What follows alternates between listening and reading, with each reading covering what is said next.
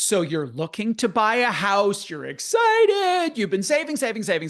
You got all the money ready for the down payment. Amazing, great. Then you realize there's a whole bunch of other costs here, and you didn't maybe necessarily factor that into the budget. Well, this next conversation is to help prevent people from getting into the that process of buying a house without having the full holistic picture of what it could cost, because there are things that you may not have thought about. Our guest is Robert Saunders. He's the CEO and co-founder of Ownright, which is a Toronto-based digital real estate closing service. We'll talk about what that is. Robert, hello. Hey, Bruce, how's it going? Thank you so much for having me.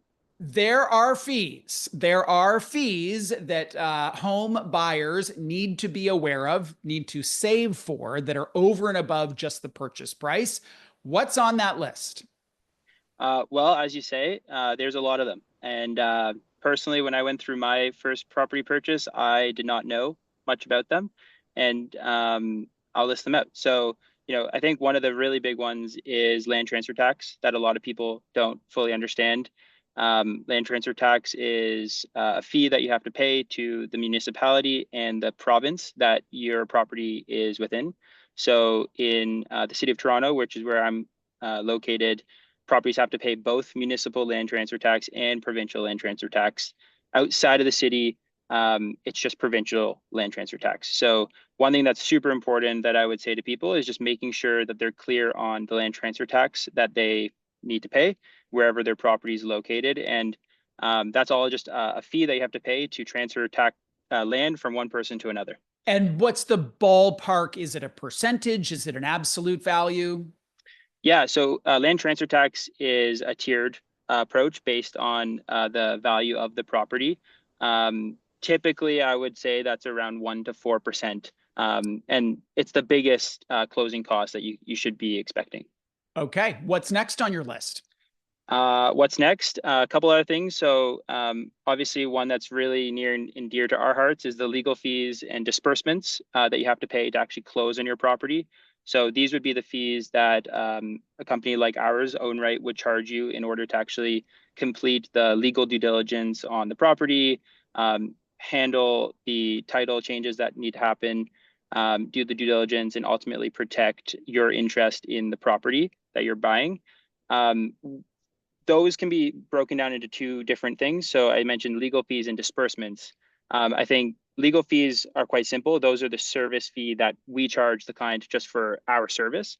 Disbursements are things that we pay for on behalf of the clients.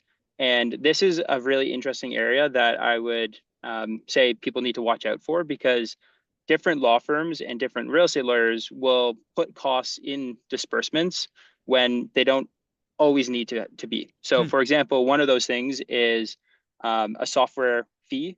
The Law Society of Ontario actually has a list of valid disbursements that real estate lawyers are able to charge. One of those fees is a software fee, and a lot of real estate lawyers use conveyancing software to actually help with their back office tasks.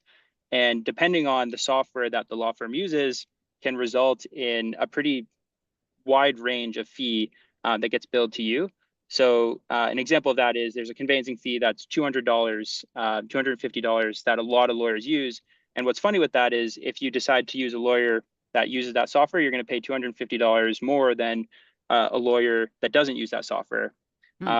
At Ownright, we've built out our whole software stack, and that's an example of a fee that we don't charge. And that's where we can actually save you some tangible money. All in the old world, and then you'll compare it to your new world and your offering. What would people expect to pay on the legal and disbursement combined? Yeah, so we typically industry average with the legal fees and disbursements. It's around $1,500 to $2,000. The other disbursement that I didn't mention is also a really big fee, which is title insurance. So something that often your lender will require is that you take out a title insurance policy. And a lot of times real estate lawyers will bill that as a disbursement and bill that to you as a disbursement. So that's another fee that's in there, but yeah, $1,500 to $2,000. Gotcha. Where do real estate commissions factor in? So real estate commissions is a really big one. typically paid for by the seller in terms of it's taken out of their sale proceeds, but both sides ultimately end up paying for it. Typically, that commission ranges from is in the ballpark of around 5%. Sometimes it's negotiated to less. There's different real estate brokerages that offer lower commission models. And so if you're looking to save some money, that could be a good option for you. The other kind of like hidden fee that I would also just like want to raise attention to is you have to pay HST on realtor commission, which can actually be a meaningful amount. I have been having conversations like this around innovation in real estate for, I'm going to say, like forever. And there have been lots and lots of ideas.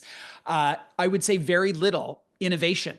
The agents still do what they do. MLS still does what it does. Realtors.ca still is what it is. What is the particular part of this market that you were hoping to disrupt? And yes, I know I used a cliche word there, but it probably fits. Yeah. So at Ownright, we're all about making the real estate transaction as simple as possible. And we're doing that by focusing on the legal closing part of the process. So exactly what we were just talking about, the closing part. So this is once you have an agreed purchase and sale for your transaction, the property you want to buy. In Canada, you need a real estate lawyer to actually close that deal. And when I bought my property, I saw that that was a super antiquated process. I had to go into the lawyer's office to sign the documents, drop off the check, pick up the keys. And so what we're really doing is we're disrupting that space by making it a much more seamless experience for consumers where you don't have to go into the lawyer's office. You can see exactly where you are in the process through our digital app. You still get paired with one of our in-house real estate lawyers. So, there still is a human behind the scenes at the end of the day. You can text, call, or phone them. It's just a much more seamless experience. And I think ultimately, what we're talking about here is the fees and the hidden fees, the things that people don't know about. I think a big area where we're innovating is bringing a lot of transparency to those fees so that you're never surprised. I think real estate transaction is the largest financial investment a lot of people will make in their lifetime. And, some of these things we're talking about, like hidden fees, can make it a really stressful, unenjoyable experience. And we believe that, it should be a really joyous one and the opposite of that. I bought the house that I live in today a decade ago, and I literally have no memory related to the real estate lawyer or how any of that worked. I can imagine that my realtor just told me what to do and I did it. Where does Ownright intervene in that process? Is it with the home buyer, or are you trying to sign on the realtors to say, hey, listen, you actually could save your client some money if you send them through us? The answer is both. So we have a wide set of partners that are real estate agents, mortgage brokers who refer their clients to us. But then we also are consumer brand. So, we'll support anyone with their real estate transaction. If you're doing research and trying to find a real estate lawyer that's good for you, chances are we'll show up at the top of the Google search. So we support clients from either channel. We work a lot with real estate agents to kind of become their recommended lawyer. We're happy to support anyone. Anytime there's a lawyer involved, it prompts fears or brings life to fears about risk. And I've done lots of stories about online wills, for example, and the optimization of that and the disruption in that area. For the most part, that seems to have worked out quite well for users of those services and for the marketplace. And there hasn't been any, cautionary tales that I've seen anyway.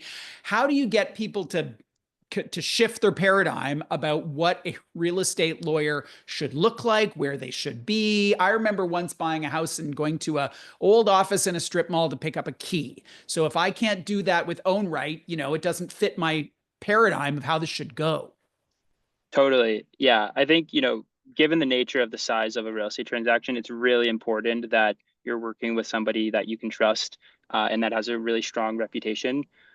For us, we like to say that our process is actually a lot safer than a traditional real estate lawyer because it's a lot more organized, a lot more transparent, and things don't get lost, right? A big advantage of our digital approach is that, internally within our team, we've built all the software to track pretty much every single component of your real estate transaction. And so what, with a traditional real estate lawyer might be stuck in a filing cabinet and getting lost, or stuck in a long email chain, is very organized in our system.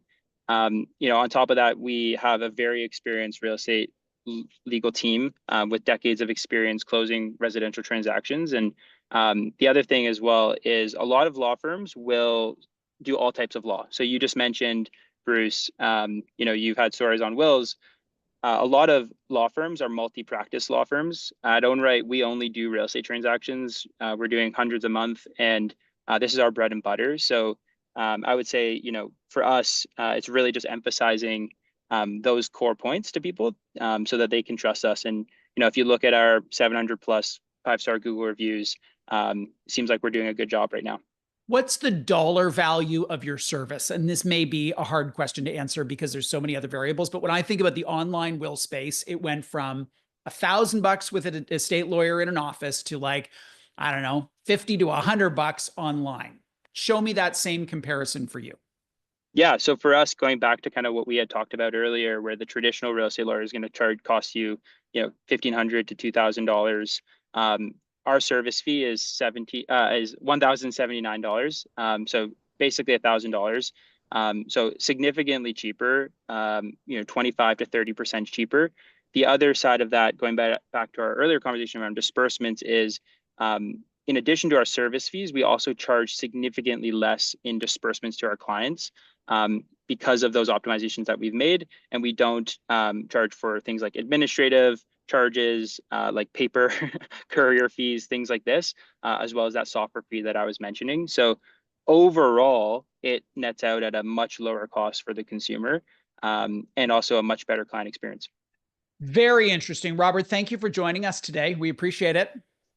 Appreciate it. And thank you for having me. Thanks, Bruce. Robert Saunders, CEO and co-founder of Ownright. He was here to talk about the hidden fees of real estate transactions, but also how his company is trying to bring those costs down and make a buck too at the same time, of course.